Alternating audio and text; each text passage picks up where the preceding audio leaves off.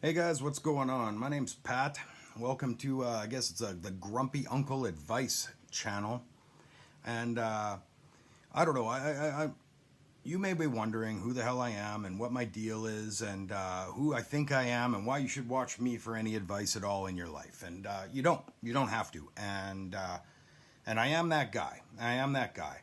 I've done podcasts in the past, a little bit about me if you want to know. Like, this is all off the top of my head, so if it's a bit disjointed, I'm on ADD meds, but we'll see what we can figure out, okay? About me, who am I? Well, I'm a tattoo artist, first off. That's my trade. I've been tattooing 30 years, so I've got a lot of opinions on the industry and about the culture of tattoos. I'm really into history, and I've kind of self-educated on a bunch of stuff. I'm not pretending I've read all these books, but I've read a bunch of them. And so I'm a tattoo artist for 30 years. I run a couple businesses now, 2 tattoo shops. I'm a partner in a piercing business. I've got a couple of other irons in the fire. I did Filipino martial arts for a long time. I've got black belts in a couple of the martial arts I studied. I was an instructor for a decade and a half there. I'm a father. I've got a wife, and we love each other. We've been together a decade. Uh, yeah, that's who I am. And something I worry a lot about what I see going on in culture. I worry a lot about what I see happening with young people today. I guess that's another element. I'm also an ex-addict. I'm a recovered alcoholic and a covered addict. For a period of time in my late 20s, I smoked meth every day for 4 years. I was a pretty bad drinker. Drinking and driving and stuff like that, passing out, blacking out at the bars. I've been there and done that, and I've worked through a lot of things, and I've come out of a lot of really toxic behaviors and relationships and situations, and now I'm 50 years old. I'm 50 years old, and I look around at what's going on in my community. I live in a small town in the central Canada. I look around what's happening in my community, and it's just a mirror of what's happening in bigger communities. I see a lot of rudderless young people, rudderless, and they're getting influenced by some of the worst individuals I've ever seen in my life. They're getting advice on how to be men and how to be a young woman and what to look for and how to act and what's important in life and stuff like this. Okay, guys like this guy, the Neil Strauss, The Game, how to be those guys. Well, that's not necessarily a healthy life choice, and I've been through a lot of crazy scenarios and a lot of crazy life choices. And I could tell you horror stories, adventure stories, but most importantly, I can tell you what I learned through going through a lot of that stuff, like arrests, ending up in the hospital stitched up. I've been robbed, I've been in street fights, I've been in violent altercations with weapons, and I've been there and I've done that in a lot of ways. And I've come out the other side, and I'm in the process of becoming a better human being. So I have a couple friends like addictions counselors, social workers. I've got one friend's life coach, and she does spiritual education. Got a few different friends doing with different irons and different fires. And in my city, tattooing as long as I have, I've had the opportunity. I think we did a conservative estimate of over 6,000 tattoos that I've done, which means I've sat anywhere from a half hour to sometimes 30, 40 hours with clients talking about life, talking about their experiences, and putting it together. And I'm talking everybody from criminals to police to first responders to lawyers to doctors. I've tattooed all kinds of people, and I've gotten a lot of advice from them. And I've developed my own kind of philosophies that have generally helped me succeed in a lot of areas of my life. Like, straight up, I'm not blowing smoke up my own ass. I'm not going to try and sell you a rotten bag of goods. I've come out of a lot of toxic stuff, and I'd like to say, I might have some help, some advice for you.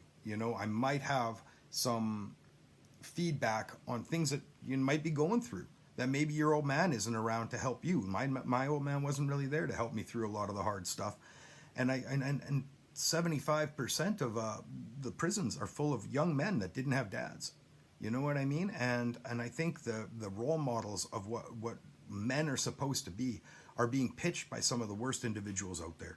Hyper materialism, superficial, lack of emotional depth, a lack of intelligence, and then like physicality is the only thing. And I think that's problematic. And I am. I'm like the grumpy uncle. I kind of feel bad for my daughter. She's had to deal with me her whole life, right?